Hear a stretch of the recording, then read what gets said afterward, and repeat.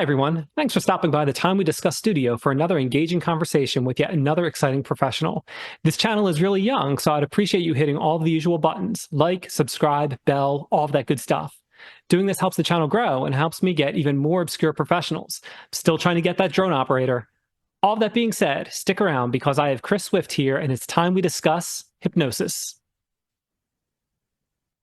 All right. So tonight I have, or today actually, today I have Chris Swift joining me from White Rabbit Hypnosis. So I got to admit, Chris, when I think of hypnosis and when I think of hypnotism, I think of two very distinct things. I think of, I'm a child of the 90s, so it all stems from the 1990s. I think of those infomercials with the sleep way down, and like the guy like pulls the person and they fall over. Or the walk again safely and securely as they walk across the hot charcoals or the broken glass or whatever. So that's the first thing I think of. And then the second thing I think of is all of those, the parlor tricks, like you quack like a duck and squawk like a chick, or any of those things. But I'm almost positive real, quote unquote, real hypnosis is not like that. So tell us, what is hypnosis exactly? Well, I don't normally have people walk on glass, but there are extreme circumstances. Yeah, so hypnosis is essentially a way of using the imagination to get the conscious and unconscious mind in sync to produce change. Most of the way I frame hypnosis has to deal with habits of the mind, mostly habits of the emotions, and basically talking to the unconscious mind in a way that brings it into full cooperation with what you want to do. Oftentimes when people have something they want to change, they feel like that thing has its own kind of mind and it seems to act automatically. And what we do is we get it to act automatically in the way people want it to act instead of the way it's been acting if it's a problem. So let me interject there. Okay, so give us an example of that. Give us like one or two tangible examples of what that really looks like, if you can. Sure. So let's say that a person has some kind of a fear, and they never have to think about having the fear. If somebody has a fear of, let's say, elevators, they never have to remember to freak out in an elevator or to avoid an elevator. It's just there. And there also doesn't seem to be anything they feel like they can consciously do to just have that fear go away. And so what we do is we will work with them in it usually looks like a sleep-like state. I'll often have people close their eyes and imagine certain things, and then work through some mental processes. And then they notice that when that stimulus presents itself, they don't have that old feeling again. And that's essentially what the experience is like. Now, the actual experience of hypnosis is probably pretty similar in some ways to what people are becoming familiar with. It's generally a relaxing experience. It's an eyes closed experience for the most part. I don't use a pocket watch. But, there are all kinds of flavors of hypnotists. And that's one of the fun things about the field, is that it's remarkably diverse in terms of people's interests and specialties. For instance, I deal mostly with people that consider themselves procrastinators, that they want to do a thing, but then they find themselves not doing that thing. So in a sense, it's kind of the opposite of the elevator example I just gave, that they do all their best to consciously do the thing, and yet unconsciously they find themselves doing everything else. Even things that they might have avoided otherwise, like cleaning something or organizing something, instead of just doing the task, for instance. Interesting. Okay, so let me jump back to the elevator example. Yeah. Okay, so I didn't know that could be like an aid for helping a person get over a phobia. I didn't know that. That's really neat. Yeah. So how does that differ from So, and again, this is just my rudimentary experience, I guess. Sure. If someone has a fear of riding an elevator, they would go talk to a therapist, psychologist, something of that nature.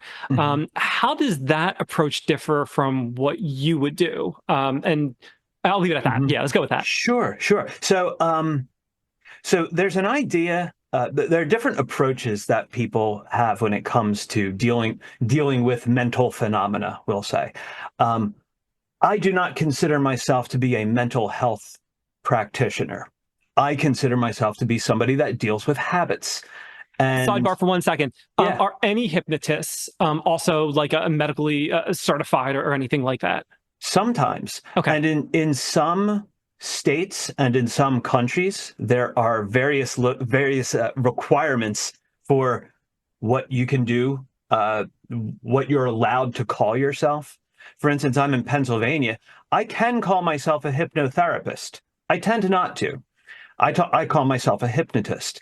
But in some states, there are legal requirements to call yourself a hypnotherapist. You may need to have some kind of a mental health certification or a counseling license or something like that. And that's going to vary from state to state and definitely from country to country. Okay. Um, So, but I personally don't consider myself to be in that realm. okay. One thing you mentioned before, you talked about it being like a quote unquote closed eye experience. Mhm. Um, do you ever come across people where they are a little more self-conscious about, or maybe feel what's the word I'm looking for? Like vulnerable to being there with their eyes closed. Do you ever get any of that? Is that a normal response? Did you not see that? Not normally, but it is particularly when it comes to what we call like impromptu hypnosis. If you're dealing with somebody in person, in public, we'll often lead them through what's called a suggestibility test, where there'll be a certain series of actions that they perform as a demonstration of hypnosis. And yet, it's one of these things where we won't start with the eyes closed thing because people are nervous about that kind of stuff. You just came up to them on the street and they don't know who you are. It's actually one of the advantages of doing virtual hypnosis or hypnosis via Zoom or other uh, video chat type options. I use Zoom.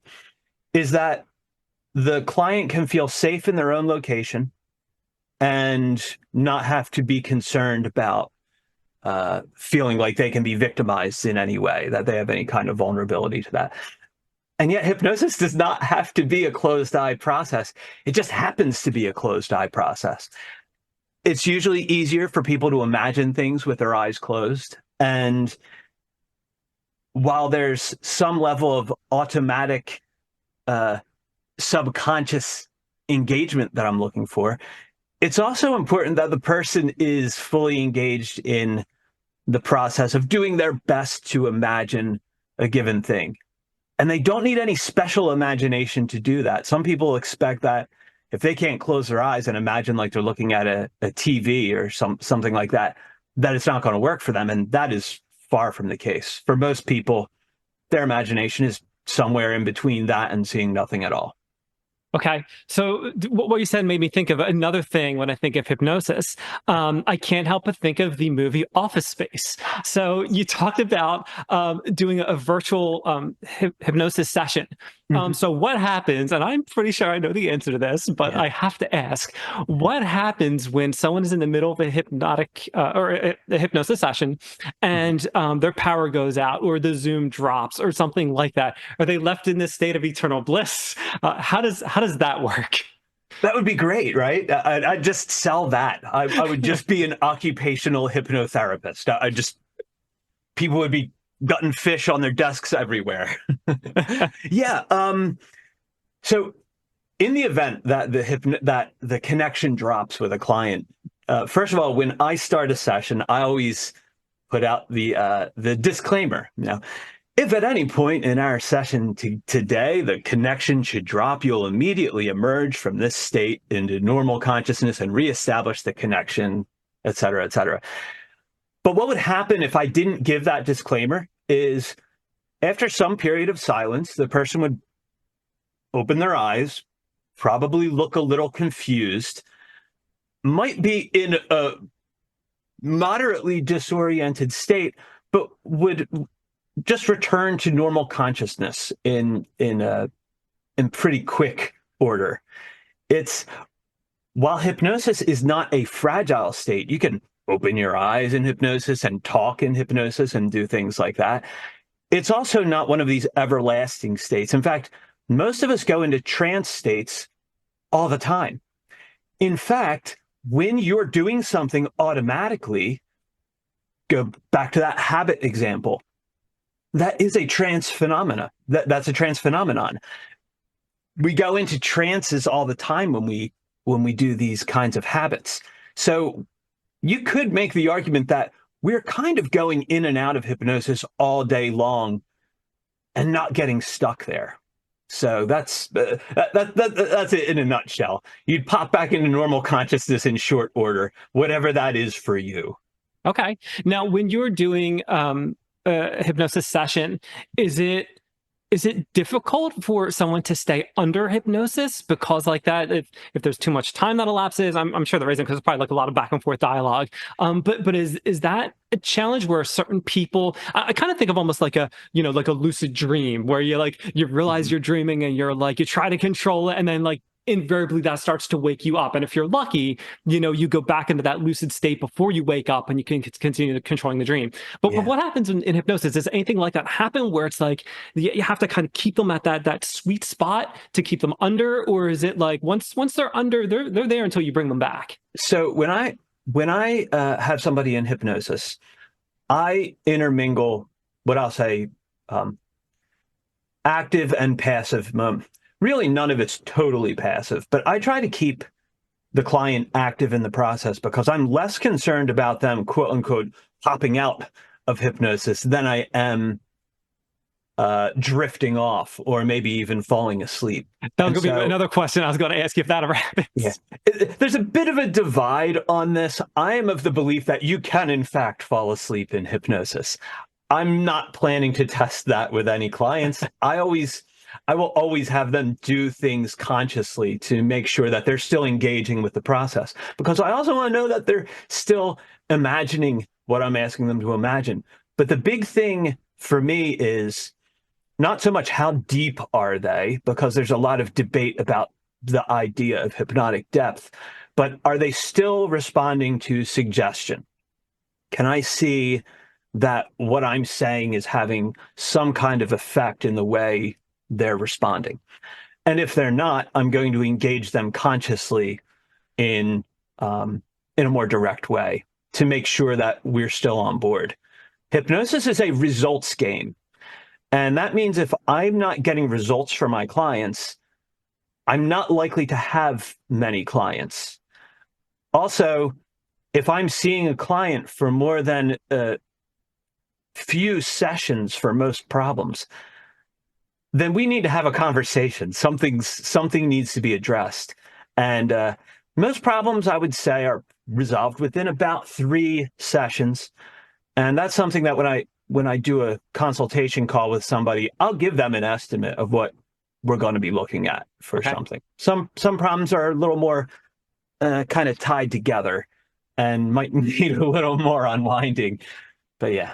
And what is a typical session duration? Is it like it's probably going to be different for everyone? Is it like a 15-minute thing? Is it an hour? What does that typically look like? The first session is usually 60 to 90 minutes. Oh wow. Okay. Yeah. And then after that, about an hour. And Okay. of that, maybe 30 minutes is hypnosis. There's going to be, when I see somebody for a second session, usually what I ask is, what do you remember from our last session? And what's happened between our last session and today? Where are you now? What's going on? Because a lot of it is about road testing things. So if I have that client that had a fear of going into elevators or enclosed spaces or whatever, I would finish the first session with them and say, okay, now go out and test this. I want to see how this works in the real world because I don't have a lot of elevators in my apartment. I don't imagine most people have a lot of elevators in Zoom rooms. They're in the world, and you have to go and test these things. And so if it doesn't work in the real world, then our work is not done. Now, all of my clients learn self-hypnosis in the last session so that they can do tune-ups to things in their own life that they can address without my help. And if they find that more help is desired or necessary, then sure, that's always available. Generally, though, we're looking at 2 to 3 sessions for most problems. I book people for 3 sessions, and I find it's a disservice to the client to do less than that. Because if I book them for 1 session and send them out into the world, I don't know how it worked for them. Not everybody is going to come back and say, "Yo, rabbit, you know, give me my money back. I'm scared to hell." Some people won't come back, and then I don't know. And I don't want to send people out with the problem they came in with, and certainly not with a flaw, a negative concept of what hypnosis is. And we've already got enough issues around how the profession is perceived. I don't want to add to that. And so it's a disservice to the client. It's a disservice to the profession, in my opinion, to book them for fewer than 3 sessions. And generally, I don't see them for more than 3 sessions either. Okay. Okay. So we talked about phobias essentially. What are some other things that people can have addressed under hypnosis? Can anything? I'm trying to think of like a good example. I don't know if I would want to necessarily say medical, but like anything in that nature. Any like if they have they say a lot. Apparently, maybe something like that. Or we could just say every time you say this wonderful thing is reinforced in your mind instead. If you already have the habit, maybe we can link something to it, right? So yeah, from a medical perspective, there's there's pain control. Pain has there's a lot of research backing up the ability for hypnosis to modify a person's experience of pain or discomfort. That is borne out in research.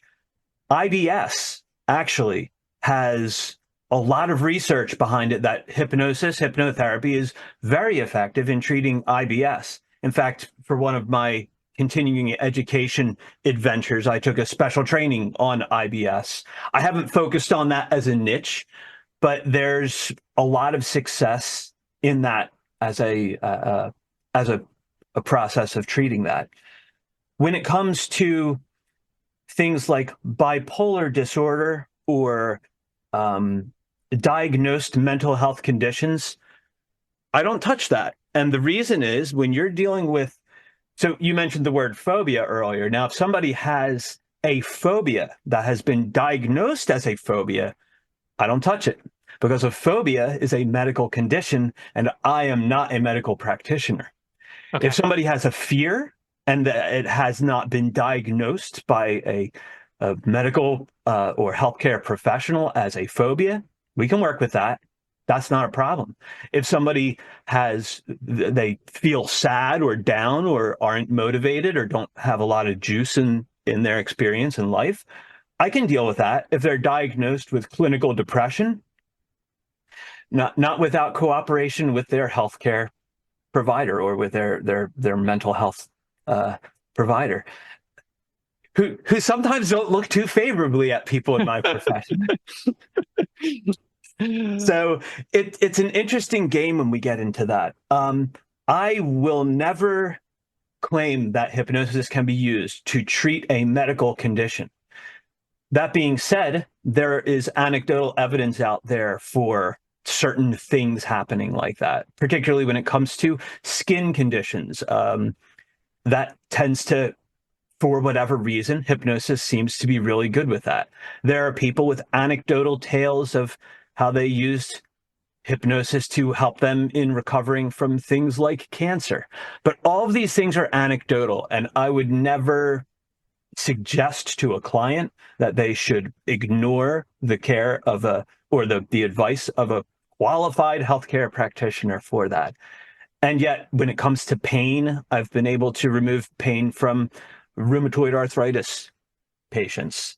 They're not my patients; they're my clients, but or things like that. So there are definitely applications like that, and certainly there's a lot of room to work together with traditional or even holistic medicine, functional medicine, I believe is what's being called today.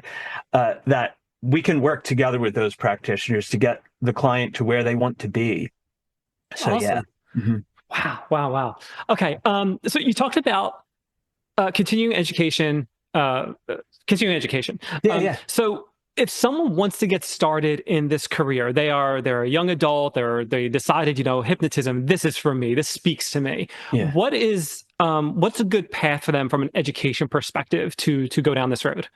So increasingly, the approaches to this are online certification bodies. So the NGH is a big one. They're the National Guild of Hypnotists. They operate largely in the United States. I believe they're actually international, although they're called the National Guild of Hypnotists. They're a popular one, and you'll have different trainers that will provide training for that. There are various governing bodies, but the thing is, they're all self-appointed. There's no, in the states, there's no requirement to be part of any of them. And in fact, in some states, you can just call yourself a hypnotist. You don't necessarily have to display that you have training. And as I said, in some states, they're a little more strict about who can do what. So if somebody came to me and said, look, I want to be a hypnotist or a hypnotherapist, what would you recommend? I would recommend, in particular, two avenues. The first of which I'm going to recommend right now would be, okay, so first of all, I would say, do you want to get done quickly? How quickly do you want to have that certification? Or how much practice do you want to have before you get into it? What's your bank looking like? And so for most folks, I've found it to be useful to recommend the Jacquin Hypnosis Academy. It is affordable for most people. I believe I'm not going to quote any prices right now, but it is very affordable, and it's kind of a longer term process. You're looking at about 6 months to get that done. I found it to be a remarkable process. And then after that, I would also recommend, if you're looking to do it faster and you have a little more funding, I'd look into a guy named Jason Linett, and him and Richard Nongard offer a training, Work Smart Hypnosis, I believe it's called. And it is that is also an online training. And that is a little faster in terms of certification the last time I looked into it. Now, I've trained with Jason. In fact, my first certification was with Jason, and he's an excellent trainer. And I've trained with Freddie and Anthony Jacquin, and they are also excellent trainers. So it's not a difference in the quality of the training. It's a difference in, at that point, how fast you want to get it done, what your bankroll is looking like, and how much you're looking to interact with other folks. Now, when I got trained by Jason, that was in the physical world. I went to Virginia Hypnosis, where he was located at the time, and I got trained there. When I did the training with the Jacquins, that was online. So I don't know the ins and outs of the online portion of Jason's stuff now, but I imagine it's great because he's pretty thorough in what he does. And yeah, so I would recommend those two. One thing that's good about the Jacquin program is that they every few months or every couple months, they open a new cohort, which is geared towards a different time zone.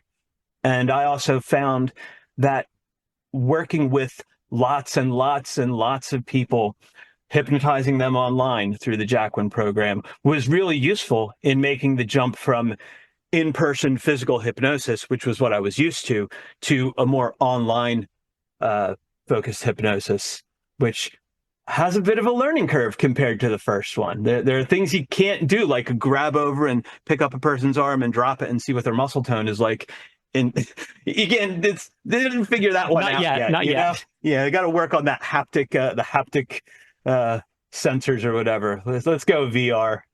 Let's not. Let's not. This is probably what could go wrong, right? Yeah. So I would recommend looking into those two.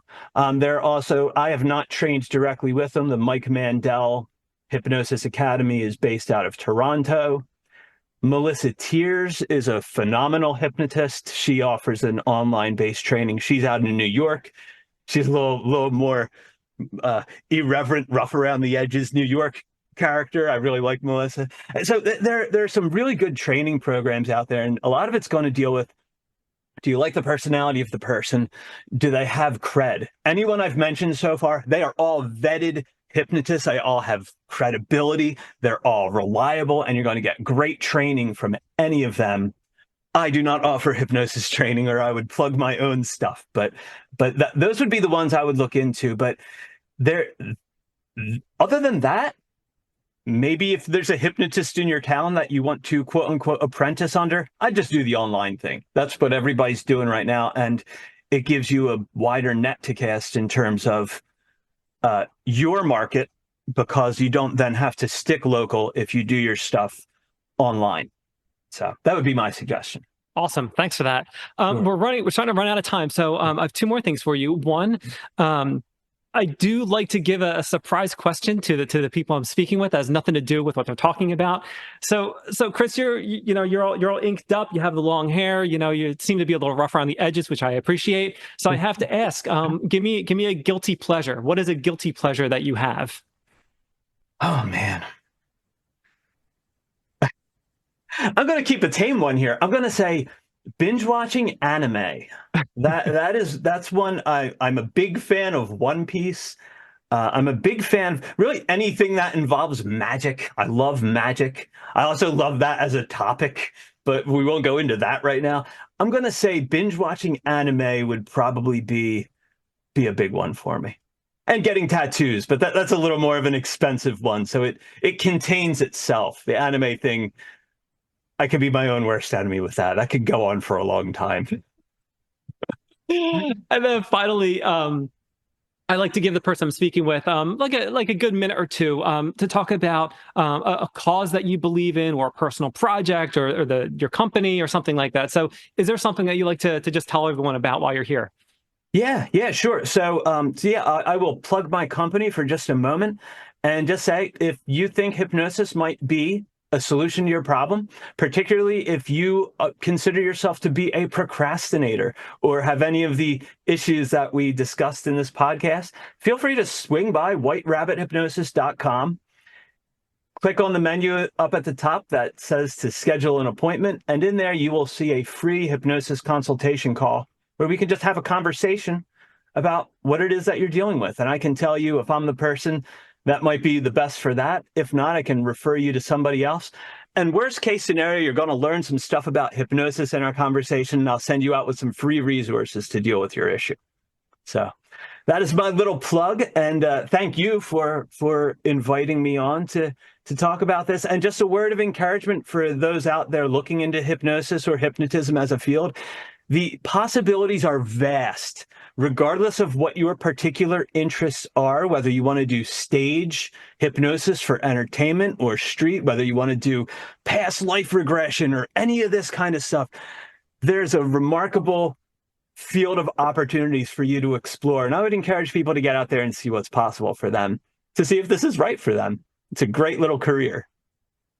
That's awesome. So much good information, Chris. And I feel like we just kind of really scratched the surface. I feel like there's so much more we could have talked about, especially talking about, past life regression, what people can or cannot recover under hypnosis, things that have happened to people they want to recover, all kinds of possibilities. So perhaps we can maybe have you on again to dive a little deeper on those. That would be very interesting.